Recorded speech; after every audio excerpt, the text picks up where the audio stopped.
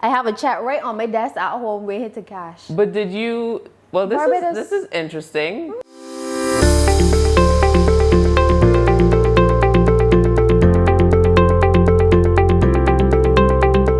Because when you first set it up, where was your location?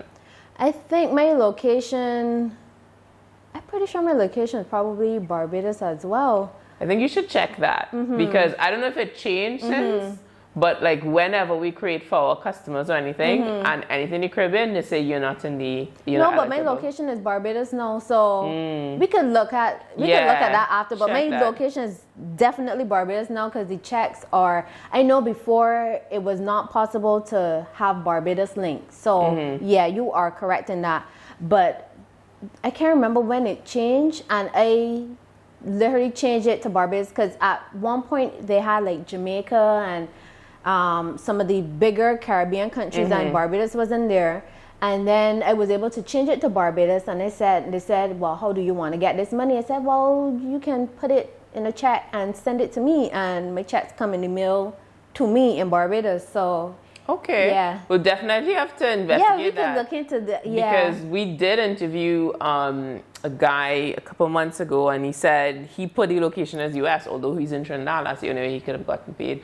And I can't really see your location because a lot of the YouTube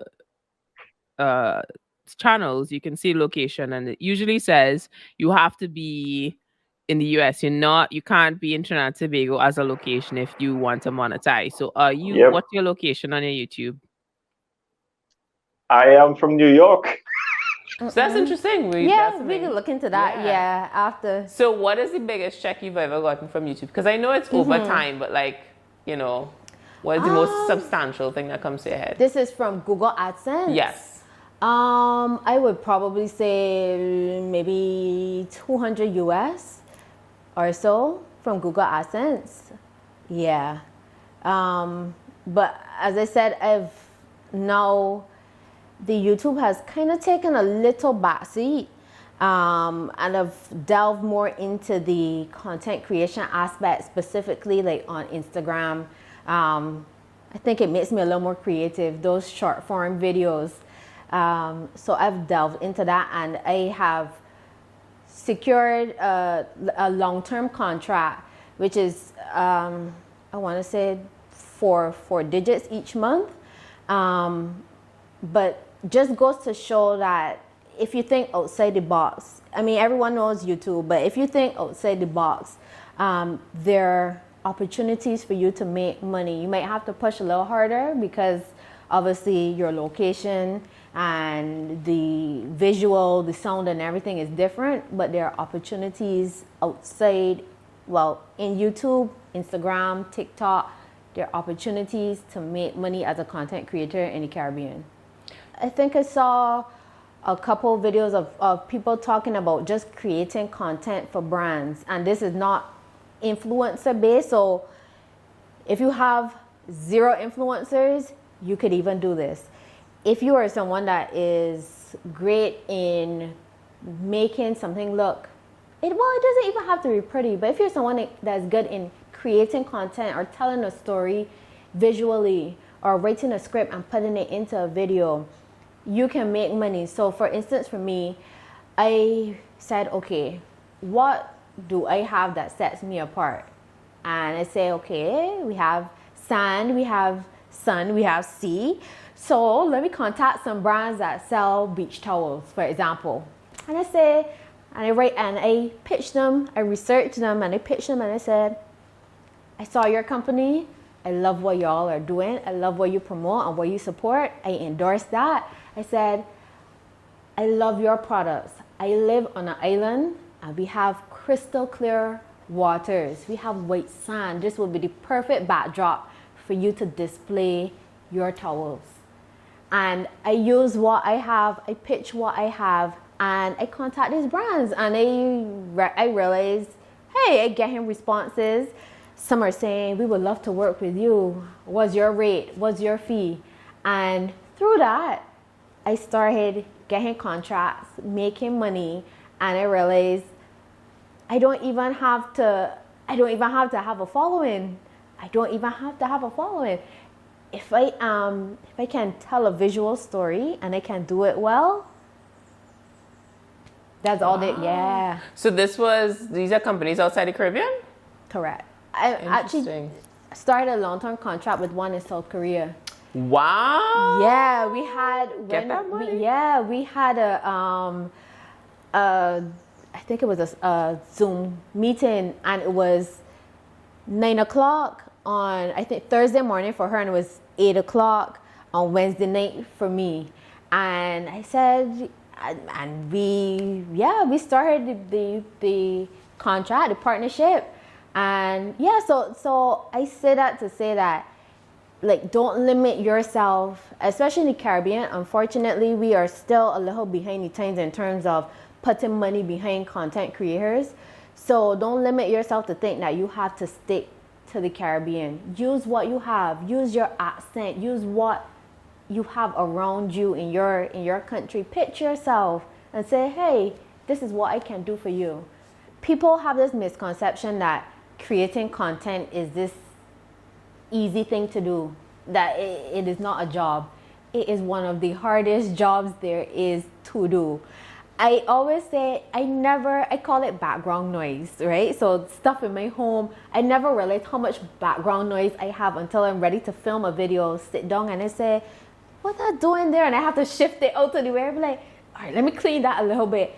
There's so much thought that has to go into, even in terms of thinking about what you want to either promote or what you want to put out there. And then to sit down and think of a script, to think of how you want to film it, what angles you want to have. And then comes the filming part. And then comes the editing part, which for a lot takes up the bulk of your time. And then you create the either the thumbnail or the hashtags or whatever. So there's so much that goes into one little post that you see or one little 8-minute video that you see, and people don't recognize that it is a full-time job. If you are sitting down producing content, it is a lot of work. And I honestly hate the misconception that people have that is like, what's that you doing?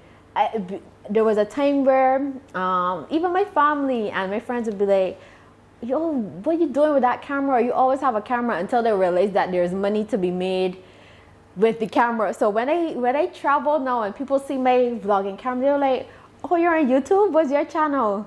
And I'm like, there's money to be made in it, you know? So, but it is a lot of work. But if you enjoy it, if you love it, I love it, it's gonna be hard, but it's not gonna feel like I can't do this.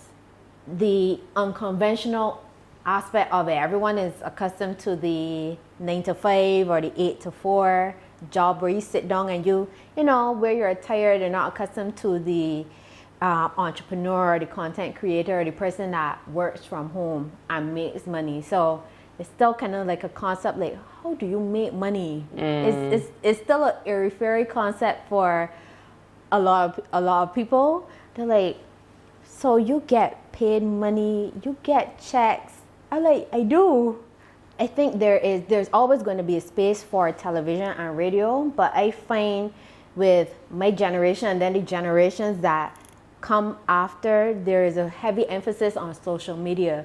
There's a lot of them that don't even turn on the television to watch. They get their news from social media. They get everything from social media. So there's always going to be a place for television and radio, but there's also that expanding space with social media, and people that are influenced based on what they see on social media. So I think there's a growing opportunity for content creators to focus their efforts on, you know, promoting products or advertising there. And this is for brands as well, to have a combination. You don't abandon one or the other, but realize that they can both work in harmony for your betterment.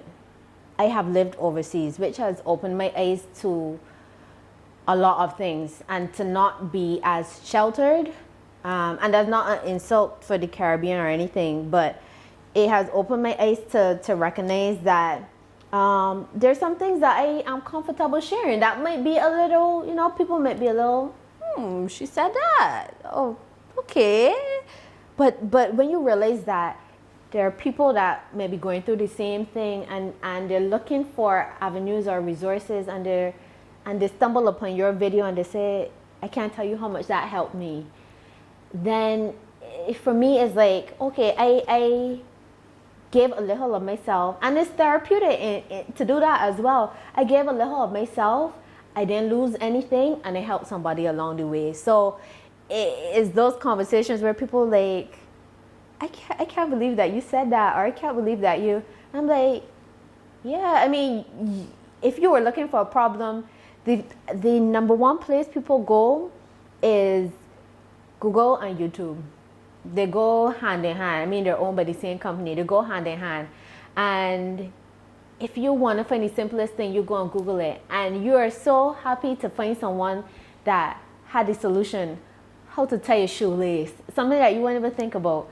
And for me, if I can provide that to somebody, if I can give a little of myself or a little insight and it helps somebody, then yeah.